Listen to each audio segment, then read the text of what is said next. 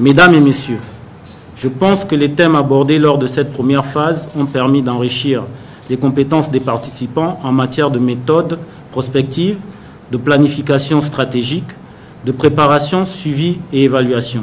C'est sur ces mots que s'est achevé les 6 jours d'atelier de renforcement de capacité sur la planification stratégique, conduit par le commissaire général Le Plan et la vice-primature gabonaise.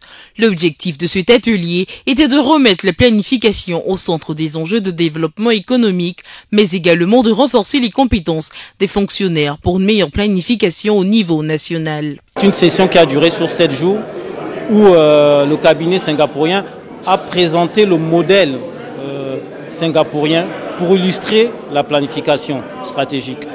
Et donc je pense qu'il y a eu beaucoup d'engouement de la part à la fois du commissariat général au plan et du ministère de la planification et de la prospective, mais à la fois des administrations sectorielles qu'on a invitées. Durant une semaine, la formation a vu la participation de plusieurs départements ministériels, notamment le ministère des Travaux publics, le ministère de l'Habitat et le ministère de l'Industrie, ainsi que de nombreux acteurs de la société civile gabonaise. C'est déjà l'occasion de remercier la vice-primature et le ministère de la Planification qui nous a fait l'honneur de nous convier, nous, représentants du ministère de l'Industrie, revenir aux fondamentaux parce que comme ça, vous avez dû le constater, il était question de renforcer des capacités en matière de planification stratégique.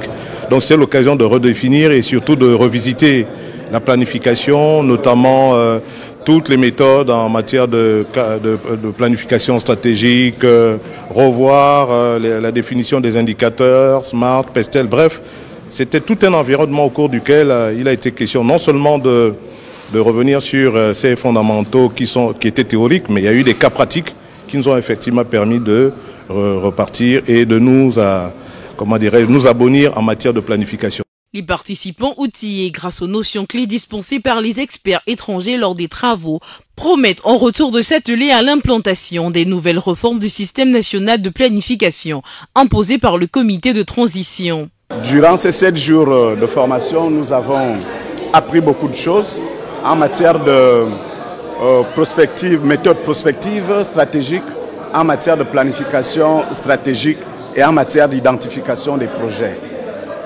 C'était une rencontre très enrichissante qui nous a permis, avec les experts du cabinet singapourien qui a été commis à cet effet, nous avons appris beaucoup de choses en matière de planification stratégique et de méthode prospective. La prochaine étape après cet atelier sera l'élaboration d'une feuille de route des réalisations. Là, on va passer dans une phase qui est plus pratique. Ils vont nous présenter les différents logiciels, les modèles de planification. Donc ça va être vraiment une étape où les participants vont maintenant passer à la pratique sur les ordinateurs et éprouver ce qu'ils ont appris lors de la phase théorique. Le ministère de la Planification et de la Perspective et le commissariat au plan ont eu ambition commune, celle d'encadrer les grands chantiers structurants initiés sous l'ère du général Brice Clotaire Oligui Nguema, président de la transition.